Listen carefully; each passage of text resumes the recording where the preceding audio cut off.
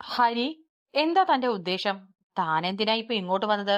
ഇവിടെ ആരെങ്കിലും എന്തേലും അറിഞ്ഞ പിന്നെ ഇവിടെ നടക്കാൻ പോകുന്നത് എന്താന്നറിയോ തനിക്ക്?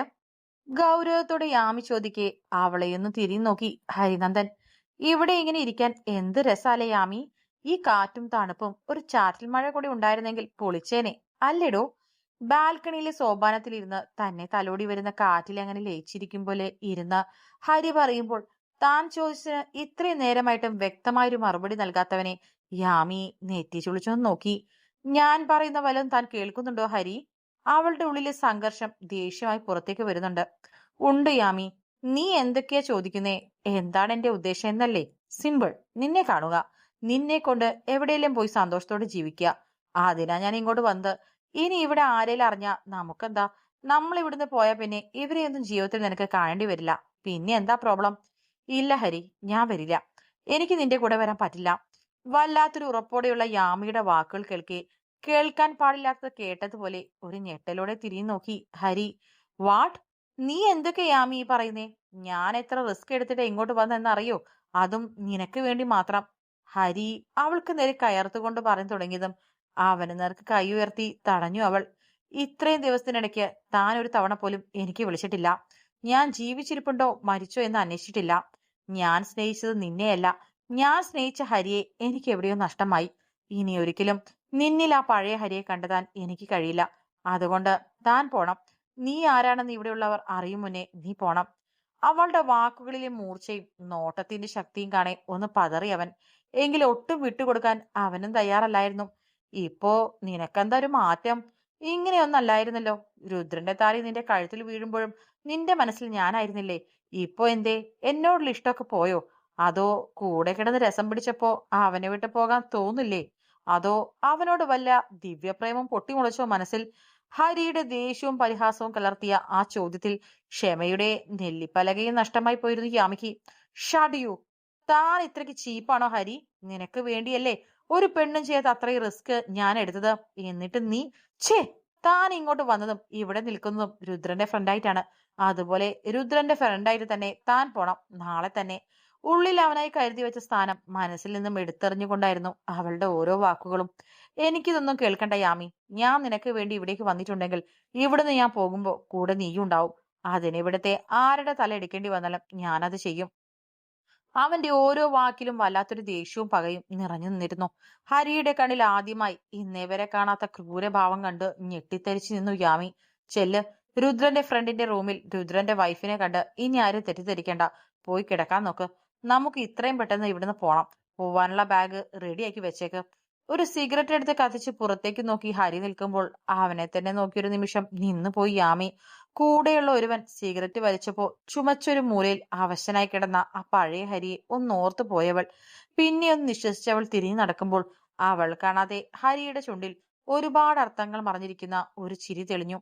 എന്തൊക്കെയോ ഓർത്തുകൊണ്ട് മുറിയിലേക്ക് കയറിയവൾ കാണുന്നത് കൈമുട്ടിലെയും കാലിലെയും മുറിവിൽ കഷ്ടപ്പെട്ട് ഓയിൽമെന്റ് തേക്കുന്നവനെയാണ്.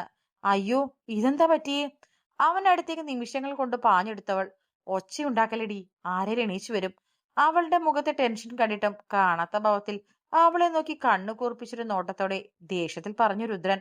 അതൊന്നും ശ്രദ്ധിക്കാതെ അപ്പോഴേക്കും ആ ഓയിൽമെന്റ് അവനിൽ നിന്ന് വാങ്ങി അവൾ അവന്റെ കയ്യിൽ പുരട്ടി കൊടുക്കാൻ തുടങ്ങിയിരുന്നു. നിന്റെ കാമുകൻ എന്തു പറഞ്ഞു? എന്നാ പോകുന്നേ?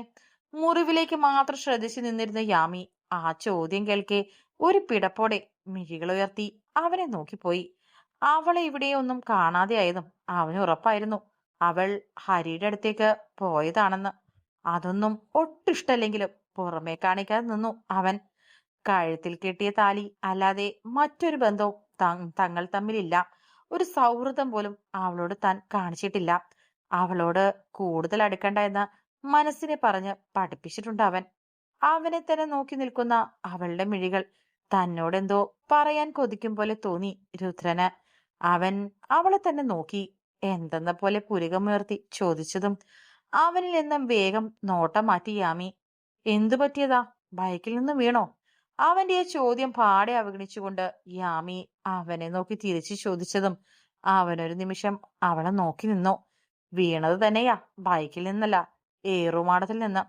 കൈയിലെ മുറിവിലേക്ക് നോക്കി രുദ്രൻ പറയുമ്പോൾ പച്ച വിരിച്ച നെൽപ്പാടങ്ങൾക്ക് നടുവിൽ ഇളങ്കാറ്റിന്റെ തണുപ്പിൽ തലയെടുപ്പോടെ നിൽക്കുന്ന ദൂരെ കാണുന്ന ഏറുമാടമായിരുന്നു യാമിയുടെ മനസ്സിൽ. എന്നെ ഒരു ദിവസം ഏറുമാടത്തിലേക്ക് കൊണ്ടുപോവോ രുദ്ര? കണ്ണുകൾ വിടർത്തിയുള്ള അവളുടെ ആ ചോദ്യം പണ്ടെങ്ങോ കണ്ടു മറന്ന ആ പഴയ 12 വയസ്സുകാരി യാമി തന്റെ മുന്നിൽ നിൽക്കും പോലെ തോന്നി രുദ്രന്.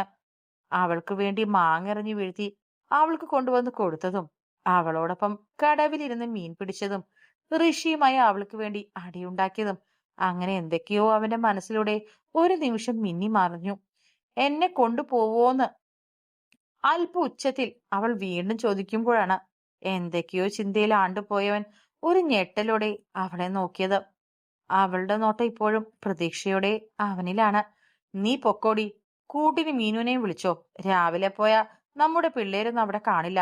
എത്ര നേരം വേണേലും അവിടെ ഇരുന്നോ, ഒരു കുഴപ്പവുമില്ല. ഷർട്ടിന്റെ ബട്ടൺ അഴിച്ചുകൊണ്ടിരിക്കെ അവളെ നോക്കി പറഞ്ഞു അവൻ. പകല് പോവാനാണെങ്കിൽ ഞാൻ തന്നോട് പറയോ, എനിക്ക് പോവേണ്ടത് രാത്രിയാ. അവൾ പറയുമ്പോൾ യാമിയും തിരിഞ്ഞു നോക്കി രുദ്രൻ. രാത്രിയോ? അവന്റെ നെറ്റിയൊന്ന് ചുളിഞ്ഞു. ഉം വന്ന അന്ന് മുതൽ ആഗ്രഹിക്കുന്നതാ.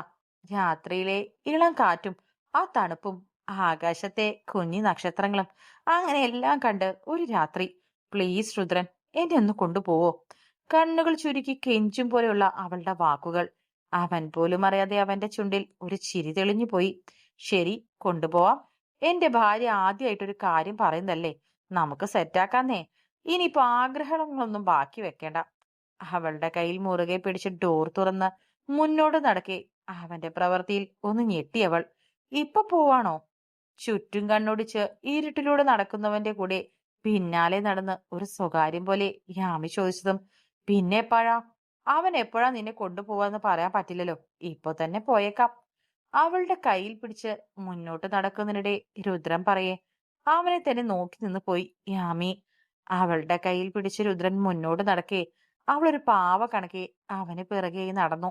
മറ്റൊന്നും കാണാതെ വിധം കണ്ണും മനസ്സും അവനിൽ മാത്രം നിറഞ്ഞു നിൽക്കുന്നത് പോലെ തോന്നി അവൾക്ക്.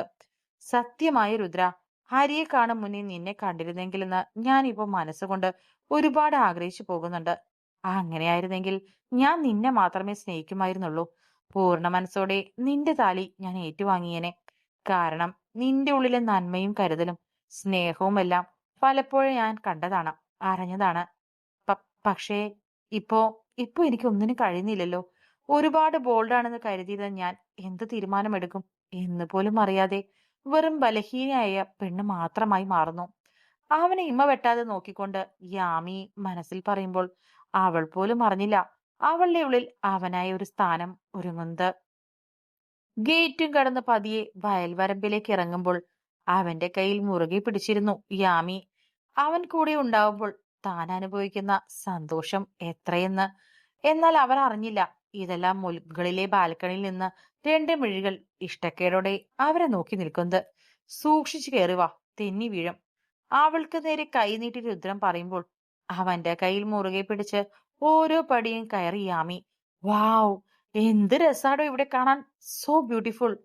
പൂർണ്ണ ശോഭയിൽ തെളിഞ്ഞു നിൽക്കുന്ന ചന്ദ്രന്റെ പ്രകാശത്തിൽ കാണുന്ന കണ്ണത്താ ദൂരം വരെയുള്ള നെൽപ്പാടവും അതിനടുത്തായി ഒഴുകിക്കൊണ്ടിരിക്കുന്ന കുഞ്ഞരുവിയും ശരീരത്തെ കുളിരണിയിച്ച് തഴുകിപ്പോകുന്ന ഇളം കാറ്റും എല്ലാം ആസ്വദിച്ചുകൊണ്ട് യാമി പറയുമ്പോൾ അവളെ ഒന്ന് നോക്കി പോക്കറ്റിൽ നിന്നൊരു സിഗരറ്റ് എടുത്ത് കത്തിച്ചവൻ. അവളുടെ കണ്ണിൽ തെളിഞ്ഞ അത്ഭുതമോ സന്തോഷമൊന്നും അവനിലില്ല. ഒരുപക്ഷെ ചെറുപ്പം മുതലേ കണ്ടു വളർന്ന ഇടം അത്രയ്ക്ക് മനോഹരമാണെന്ന് അവന് തോന്നിക്കാണില്ല. അല്ലെങ്കിലും എന്നും കാണുന്നതിന്റെ ഭംഗി നമുക്ക് തിരിച്ചറിയാൻ കഴിയില്ലല്ലോ. കുറച്ചു സമയം പരസ്പരം ഒന്നും മിണ്ടാതെ രണ്ടുപേരും ഓരോ ചിന്തയിൽ എങ്ങനെ ഇരുന്നു. പരസ്പരം ചോദിക്കാനും പറയാനും രണ്ടുപേർക്കും ഒരു 100 ചോദ്യങ്ങളുണ്ട് അവരുടെ മനസ്സിൽ. ഒടുവിൽ തുടക്കമിട്ടത് യാമിയാണ്. തിരിഞ്ഞു നിന്ന് ദൂരേക്ക് നോക്കി സിഗരറ്റ് വലിച്ചു വിടുന്നവനെ നോക്കി യാമി മുള കൊണ്ടൊക്കെ ഉണ്ടാക്കിയ ഒരു കുഞ്ഞിരിപ്പിടത്തിലേക്ക് ഇരുന്നു. രുദ്ര, ഞാനൊരു കാര്യം ചോദിച്ചാ താ സത്യം പറയൂ? യാമി ചോദിക്കുമ്പോൾ തീരാനായ സിഗരറ്റ് കുറ്റി നിലത്തേക്കിട്ട് കാലുകൊണ്ട് ചവിട്ടി ഞെരിച്ച് അലസമായ ഒരു നോട്ടം അവളെ നോക്കിയവൻ. താൻ എന്താ ഇന്ദ്രൻ അങ്കിളിനോട് സംസാരിക്കാത്തെ? ഋഷി പറഞ്ഞല്ലോ താനും അങ്കിളും പരസ്പരം പിണങ്ങിയിരിക്കുകയാണെന്ന്. എന്താ കാരണം? അവനിലേക്ക് മാത്രം നോട്ടം എത്തിച്ചവൾ ചോദിക്കുമ്പോൾ അവളുടെ വാക്കുകൾ കേട്ടവന്റെ ചുണ്ടിൽ തെളിഞ്ഞു കാണുന്ന ചിരിയിൽ എന്തൊക്കെയോ അർത്ഥങ്ങൾ ഉള്ളതുപോലെ തോന്നി അവൾക്ക്. നിരാശയും വിഷമവും പരിഭവങ്ങളും പഴയ പല ഓർമ്മകളും ബാക്കിയെല്ലാം ആ മുഖത്ത് തെളിഞ്ഞു കാണുന്നുണ്ട്. പറയടോ, ഒന്നുമില്ലല്ലേ, ഞാൻ തന്റെ ഭാര്യയല്ലേ? അവന്റെ മൈൻഡ് ഒന്ന് ശരിയാക്കാൻ ഒരു തമാശ എന്ന പോലെ യാമി പറഞ്ഞതും, ഓവ, ഞാനും എന്റെ അച്ഛനും മിണ്ടാതെ പിണങ്ങി നടക്കുന്നത് മാത്രമേ ഋഷി പറഞ്ഞുള്ളൂ. അതിന് കാരണം ഈ ഇരിക്കുന്ന എന്റെ ഭാര്യ യാമി സിദ്ധാർത്ഥാണെന്ന് അവൻ പറഞ്ഞില്ലേ?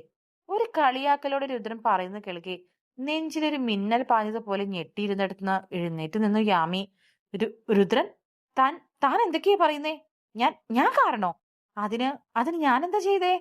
അവളുടെ വിക്കി വിക്കി ചോദിച്ചു പോയി. അവളുടെ ശരീരമാകെ വിറയ്ക്കുകയായിരുന്നു. അത് വിടടോ, എനിക്ക് എന്റെ അച്ഛന് നല്ല ഈഗോ ഉണ്ട്. ആരാദ്യം സംസാരിക്കുമെന്നൊരു വാശി കൂടി. പിന്നെ പതിയെ മിണ്ടാതെ ആയതാ. പിന്നെ പിന്നെ ഇതങ്ങ് ശീലമായി പോയി. അവളുടെ നിൽപ്പും ഭാവവും കാണെ ഉള്ളിലെ നോവിനെ മറച്ചു വെച്ചവൻ പറഞ്ഞു തിരിഞ്ഞതും അവന് മുന്നിലായി കയറി നിന്നു യാമി. ഇനി ഒന്നും മറക്കല്ലേ രുദ്ര, പറ, ഞാൻ കാരണം എങ്ങനെയാ? എനിക്ക് ഇവിടെ വന്നതും ചെറിയ ചെറിയ കാര്യങ്ങളും ഓർമ്മയുണ്ടെന്നല്ലാതെ കൂടുതലൊന്നും ഓർക്കാനോ ഓർത്തെടുക്കാനോ ഞാൻ ശ്രമിച്ചിട്ടില്ല. പക്ഷെ ഇപ്പോ എനിക്കറിയണം, ഞാൻ കാരണം എങ്ങനെയാ നിങ്ങൾ പിണങ്ങിയതെന്ന്. അവന് മുന്നിലേക്ക് കയറി നിന്ന് ഒരു ഉറപ്പോടെ പറയുന്നവളെ കാണേ പഴയ കാര്യങ്ങൾ ഓർക്കാൻ ഒട്ടും ഇഷ്ടമില്ലാത്തവന്റെ മനസ്സിലേക്കും ആ നശിച്ച ദിവസം കടന്നു വന്നു. പറയുവാണേൽ നീയൊരു രാജകുമാരിയെ പോലെ എന്റെ വീട്ടിലേക്ക് ആദ്യമായി വന്ന ആ ദിവസം മുതലേ പറയേണ്ടി വരും. ഞാനും ഋഷിയും പരസ്പരം പാര വെച്ചും അടിയുണ്ടാക്കി നടന്നിരുന്ന കാലം. പ്രായത്തിന്റെ തിളപ്പില് ഞാനും ഋഷിയും ഒരുപോലെ നിന്നെ വളയ്ക്കാൻ ശ്രമിക്കുന്ന തിരക്കിലായിരുന്നു. അന്നും നിനക്കിഷ്ടം എന്നേക്കാൾ അവനെയായിരുന്നു. കൂട്ടുകൂടാനും സംസാരിക്കാനെല്ലാം നീ അവന്റെ കൂടെ മാത്രമേ നടന്നിരുന്നുള്ളൂ. അതെനിക്ക് ചെറിയൊരു വാശി ഉണ്ടാക്കി. രുദ്രൻ പറഞ്ഞു തുടങ്ങുമ്പോൾ അവളും പണ്ടത്തെ ഓരോ ഓർമ്മകളും മനസ്സിൽ കണ്ടു തുടങ്ങി. തന്റെ മുന്നിലിട്ട് ഋഷിയുമായി വഴക്കുണ്ടാക്കുന്ന രുദ്രനോട് ആ കുഞ്ഞു യാമിക്കും ദേഷ്യമായിരുന്നു. അവൻ കൊണ്ടുവരുന്ന മാങ്ങയും ചാമ്പയ്ക്കും എല്ലാം വാങ്ങി കഴിക്കുമ്പോഴും അവനോട് വല്ലാത്തൊരകലം പാലിച്ചിരുന്നു താൻ. അതിന് കാരണം ഒരു പക്ഷേ ഋഷി രുദ്രനെ കുറിച്ച് പറഞ്ഞു പേടിപ്പിച്ചു വെച്ച കുറച്ച് കാര്യങ്ങളായിരുന്നു. എനിക്ക് രുദ്രനെ ഇഷ്ടല്ല. ഞാൻ വലുതായാൽ ഋഷിയേട്ടനെ കല്യാണം കഴിക്കൂ. എന്തോ വഴക്കിനിടയിൽ എല്ലാവർക്കും മുന്നിൽ വെച്ച് നീ അന്ന് അത് പറയുമ്പോൾ എല്ലാരും അതൊരു തമാശ പോലെ ചിരിച്ചു തള്ളി. പക്ഷെ അന്ന് ഞാൻ നിന്നെ ശരിക്കും വെറുത്തു. നിനക്കൊരു പണി തരാൻ തന്നെ ഞാൻ തീരുമാനിച്ചു. കൂട്ടിന് എന്റെ കൂടെ എന്തിനു നിൽക്കുന്ന ദേവയും. യാമി രുദ്രന്റെ ഓരോ വാക്കുകളും ശ്രദ്ധയോടെ കേട്ടിരുന്നു. എനിക്ക് രുദ്രനെ ഇഷ്ടല്ല. ഞാൻ വലുതായാൽ ഋഷിയേട്ടനെ കല്യാണം കഴിക്കൂ. എന്തോ വഴക്കിടയിൽ എല്ലാവർക്കും മുന്നിൽ വെച്ച് നീ അന്നത് പറയുമ്പോൾ എല്ലാവരും അതൊരു തമാശ പോലെ ചിരിച്ചു തള്ളി. പക്ഷെ അന്ന് ഞാൻ നിന്നെ ശരിക്കും വെറുത്തു. നിനക്കൊരു പണി തരാൻ തന്നെ ഞാൻ തീരുമാനിച്ചു. കൂട്ടിനെന്റെ കൂടെ എന്തിനു നിൽക്കുന്നു ദേവയും. യാമി രുദ്രന്റെ ഓരോ വാക്കുകളും ശ്രദ്ധയോടെ കേട്ടിരുന്നു. എനിക്ക് രുദ്രനെ ഇഷ്ടല്ല. ഞാൻ വലുതായാൽ ഋഷിയേട്ടനെ കല്യാണം കഴിക്കൂ. താൻ പണ്ട് പറഞ്ഞതോർക്കെ യാമിയുടെ നെഞ്ചിൽ കിടക്കുന്ന രുദ്രൻ കെട്ടിയ താലി അവളെ നോക്കി കളിയാക്കി ചിരിക്കും പോലെ തോന്നി അവൾക്ക്. അന്ന് കുളപ്പടവിൽ വെച്ച് ഇനിയും ഋഷിയുടെ കൂടെ കൂടി എന്തേലും എനിക്കിട്ട് പണിഞ്ഞ നിന്നെ ഈ കുളത്തിൽ താഴ്ത്തെന്ന് പറഞ്ഞത് ഞാനാ. പക്ഷെ നനഞ്ഞു കുതിർന്ന് വിറച്ച് വിറച്ച് വന്ന നിന്നെ കണ്ടപ്പോ ഞാനടക്കം എല്ലാവരും ഞെട്ടിപ്പോയി. എന്താ ഉണ്ടായെന്ന് അച്ചമ്മ ചോദിച്ചപ്പോ നിന്നെ ഞാൻ കുളത്തിലേക്ക് തള്ളിയിട്ടു എന്നും ഋഷി വന്നത് കൊണ്ട് രക്ഷപ്പെട്ടതാണെന്നും എല്ലാവരുടെ മുന്നിൽ നീ പറഞ്ഞത് നീയും ഋഷിയും കൂടെ നടത്തിയ നല്ല അസല് കള്ളക്കഥയാണ്. നീ പറയുന്നത് വിശ്വസിച്ച അച്ഛൻ അന്ന് എന്നെ ഒരുപാട് തല്ലി. ഞാൻ പറയുന്നത് കേൾക്കാൻ പോലും തയ്യാറായില്ല. അന്ന് എനിക്ക് എല്ലാവരോടും തോന്നിയൊരു ദേഷ്യമാണ്. പിന്നെ അത് വാശിയാണ്. അച്ഛനെ കാണുമ്പോൾ മാറി നടക്കുമെന്നും ചോദിച്ചതിന് മാത്രം മറുപടി പറഞ്ഞു ഞാൻ അച്ഛനിൽ നിന്ന് അകന്നു മാറി. നീയും ഋഷിയും പറഞ്ഞത് ഇതുവരെ ഞാൻ തിരുത്താൻ പോയിട്ടില്ല. ഇപ്പോഴും എല്ലാവരുടെയും വിചാരം അന്ന് ഞാൻ നിന്നെ കുളത്തിലേക്ക് തള്ളിയിട്ടു എന്ന് തന്നെയാണ്. ചുണ്ടിലൊരു ചിരി വരുത്തി ദൂരേക്ക് നോക്കി രുദ്രൻ പറയുമ്പോൾ അവളുടെ മിഴികൾ ചുവന്ന് കലങ്ങി. അവനെ കാണാത്ത വിധം കാഴ്ച മങ്ങിപ്പോയിരുന്നു. അപ്പോഴും അവനിൽ മാത്രമായിരുന്നു അവളുടെ നോട്ടം അത്രയും. ഒരു തമാശയ്ക്ക്, അല്ലെങ്കിൽ ഒന്ന് പേടിപ്പിക്കാൻ എല്ലാരും അവനെ വഴക്ക് പറയണമെന്നൊക്കെ കരുതിയുള്ളൂ.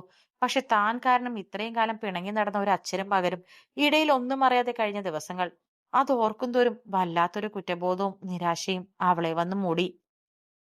അന്ന് അവനെ ഇന്ദ്രനങ്ങൾ അടിക്കുമ്പോൾ ഇന്ദ്രനങ്ങൾ ഇങ്ങനെ ദേഷ്യത്തോടെ നിൽക്കുന്നത് ആദ്യമായി കാണുന്നത് കൊണ്ട് പേടിയോടെ നിന്നുപോയി. താൻ കള്ളം പറഞ്ഞതാണെന്നറിഞ്ഞ തന്നെയും അടിക്കുമോ എന്ന ഭയം.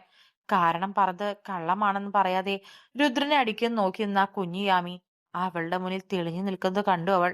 ഏയ്, അതൊക്കെ വീടിന്റെ ഭാര്യയെ ചെറുപ്പത്തിൽ തോന്നിയൊരു തമാശ, അത്രയുള്ളൂ. അതിനിങ്ങനെ സെന്റി അടിച്ചിരിക്കൊന്നും വേണ്ട. അവളുടെ മുഖമാകെ വാടി. വന്ന സന്തോഷമൊന്നും ഇപ്പൊ മുഖത്തില്ലെന്ന് കാണെ അവളെ തോളുകൊണ്ടും തട്ടി രുദ്രൻ പറഞ്ഞു. രുദ്ര, നിനക്ക് വിഷമയില്ലേ? പതിഞ്ഞ സ്വരത്തിൽ യാമി ചോദിക്കുമ്പോൾ അവന്റെ കണ്ണിൽ തെളിഞ്ഞു കാണുന്ന ഒരു സങ്കടം പെട്ടെന്ന് അവൾ വായിച്ചെടുത്തു. ഉണ്ടായിരുന്നു. ഞാൻ പറയുന്നത് കേൾക്കാൻ പോലും നിൽക്കാതെ നീയും ഋഷിയും പറയുന്നത് വിശ്വസിച്ച് എന്നെ അച്ഛൻ അടിച്ചപ്പോ അപ്പോ സങ്കടവും ദേഷ്യവും എല്ലാം ഉണ്ടായിരുന്നു. ഒരു ദീർഘനിശ്വാസത്തോടെ രുദ്രൻ പറഞ്ഞു. ഇപ്പോ ദേഷ്യമുണ്ട് അങ്കിളിനോട്?